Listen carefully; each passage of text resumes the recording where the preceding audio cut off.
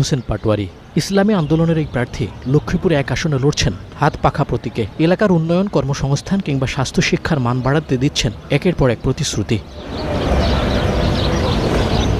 তার এসব কর্মকাণ্ড গণমাধ্যমে খুব একটা জায়গা না পেলেও আশ্চর্যের তথ্য হলো সম্পদের বিচারে তিনি শীর্ষদের কাতারে।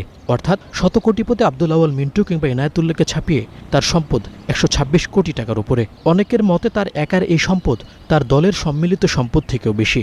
অথচ এক সময় ছিলেন লজিং মাস্টার। আঙ্গুল ফুলে কলা গাছ বনে গেছেন মাত্র ২ দশকে। ৫০ বছর বয়সী এই ব্যবসায়ীর হলফনামা বলছে স্থাবর অস্থাবর মিলিয়ে সম্পদের পরিমাণ ১২৬ কোটি ৪৭ লাখ টাকা। বিভিন্ন ব্যাংকের ১০টি অ্যাকাউন্টে জমা ২.৫ কোটি টাকার উপরে। আছে ৮টি গাড়ি, যার মূল্য দেখিয়েছেন ১,৯৩,৪৫,০০০ টাকা। Al Madina pharma, marigold properties, smart shoes সহ ১০টি কোম্পানির বন্ড ও ঋণপত্রে বিনিয়োগ ৩৬ কোটি